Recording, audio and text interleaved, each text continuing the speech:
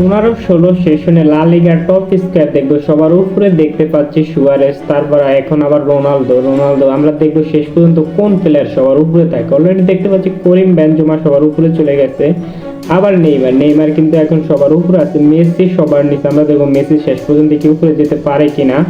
আমার মনে হয় মেসি টপ খেয়ে যাবে।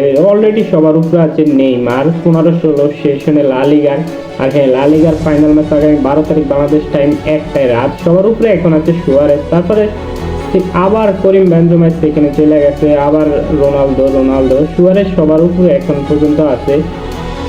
তো শেষ পর্যন্ত দেখবো কোন প্লেয়ার সবচেয়ে বেশি গোল করে থাকে 15 সেশনে। রোনালদো অলরেডি উপরে চলে গেছে, রোনালদো সবার উপরে আছে রোনালদো। এইদিকে করিম বেনজেমা এবং নেইমার নিচে নেমে আছে। আমি বলছিলাম যে মেসি হয়তো বা একটা সময় সবার উপরে উঠে যাবে। অলরেডি 3rd নাম্বারে দেখতে পাচ্ছি আবারও সুয়ারেস সবার উপরে। সুয়ারেস বারে ডাউন এবং আপ করতেছে।